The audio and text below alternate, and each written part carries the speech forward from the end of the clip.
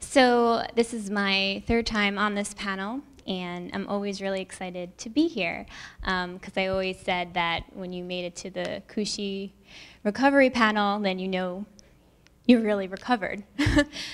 So my story starts when I was 19 years old. I was diagnosed with ulcerative colitis. We didn't know where it came from.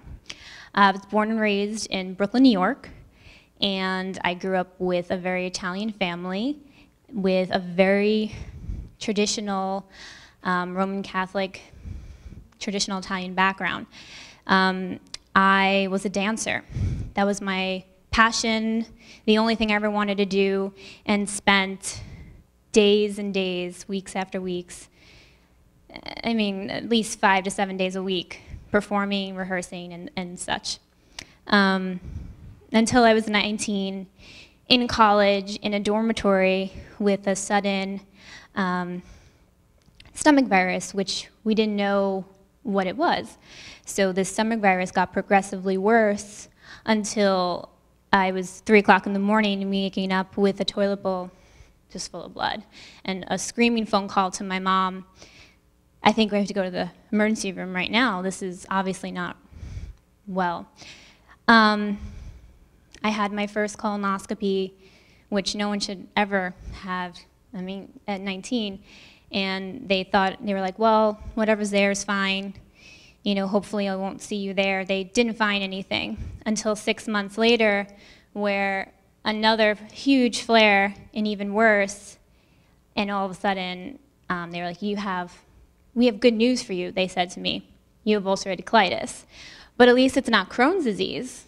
I'm like, okay, I don't know what Crohn's disease or ulcerative colitis is, so I don't understand what we do here.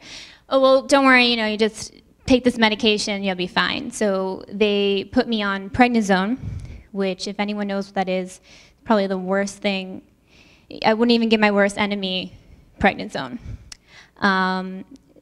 Not too bad of an amount yet, until I took it like, oh, I was taking a drug, it's going to make me better. It kind of sort of worked. Went back to my life. 6 months later, another flare. Now I'm admitted to the hospital because now my frequent bowel movements, my extreme intense pain of cramping, the amount of blood that I was losing finally made me anemic. I lost over 20 pounds and was below 85 pounds at 5'4". And so now you went from a girl who was just on stage, jumping and turning and trying to be a professional dancer, to I lost so much muscle mass and weight that I couldn't even walk up the stairs. I couldn't even make it to the bathroom in time. I had to get carried to the bathroom and wake up in the middle of the night screaming for my father to come and carry me to the bathroom. To make this worse, suddenly, with 3 months into this progressive flare-up, I had another diagnosis. It's called pyoderma gangrenosum. I've spent years studying how to say that. What it is an inflammatory disease that's secondary to the colitis that now attacks your limbs. So I started to develop this pimple on my leg, which I thought it was a pimple, and it grew to basically be a flesh-eating disease, where it starts out, ulcerates from the inside, and then kind of pops up, and you're now bleeding from your legs. So I had about 5 of them on my legs and my arms. This was such a rare condition that doctors didn't even know, they've never seen it before. So every morning at 6 o'clock and being in the hospital, they would wake me up to have the med students around me going, can we see your legs? We just want to see what this is going to look like. I'm like, this is great.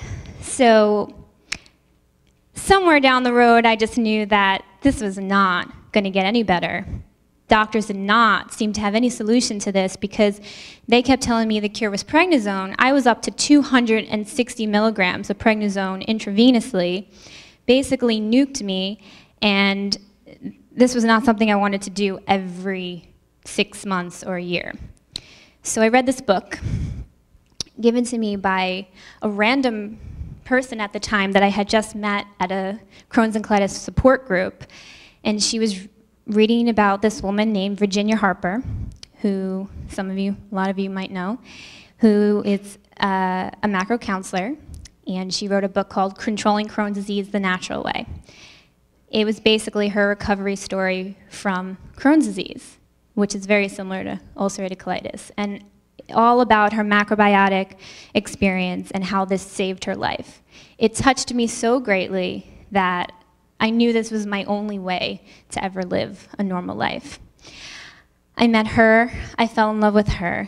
That brought me to the Kushi Institute in 2006, where I met Judy McKinney, and I fell in love with her.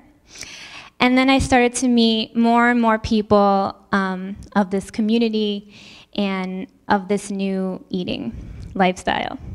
It was a huge change for me. I grew up on pizza, I grew up on chicken, I grew up on cheese, and I thought life was not worth living if I did not have my macaroni and cheese. And suddenly, I was eating vegetables, and I was eating brown rice, and I was burning them, and I didn't know how to cook at all. And each month, first of all, my symptoms went away within a month. Within a month, bathroom's gone, stool's gone, and I was jumping out of bed, and I am not a morning person. It was 7 o'clock, and I'd wake up, and I'd be like, oh, I'm ready for the day. My mom was like, who are you? Because I just didn't do that. This inspired me so much and changed me so much that, I mean, I'm not the same person I am at all, that I used to be prior to this. I want to read something that, because I always come up here and I always want to say something year after year, I never quite say it right. So I wrote this a while back, and I just wanted to read this. Making the change to macrobiotic diet and lifestyle was, and still is, one of the hardest things I've ever done with my life. Even after years, there's continuous ups and downs, but thankfully, it does get easier. And the really great news is, I have the rest of my life ahead of me to live it fully, the way I want to live it. There was a time in my life where I thought it wasn't worth living without my macaroni and cheese. However, I was wrong, and honestly, today, I don't miss it for 1 second. The rewards of eating good food pushed me through the hardest times. And don't forget support groups, because without support, this is almost impossible to do. People come in and leave your life for a reason, and that's okay. I have learned to take every experience for what it is and then let it go. Stay close to those that are truly supportive. Family is forever, but it's okay to disagree when it comes to what's best for you. It's during the most challenging parts of life that person needs to be the strongest and make the wisest and often most difficult of choices. I chose to be thankful for my disease. I wanted to heal myself, mind, body, and soul. I made the decision to do whatever it took to find a way to heal myself because I was not going to spend any more of my life being ill. I was and still am a young adult with lots of ambitions and dreams. My body was weak, but my willpower was not. I've witnessed many people faced with a serious illness and have turned away from hope. They've said this wasn't an option for me or it was too hard.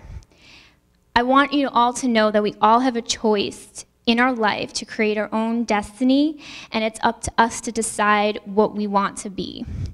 I've made the choice to heal, and I always hope to inspire others to do the same thing. I've chosen food and life over doctors and drugs and surgeries. I've learned at a young age that if you don't have your health, you don't have anything at all. And I hope that to everyone who comes across my story, just to inspire more people that health is a choice. Thank you.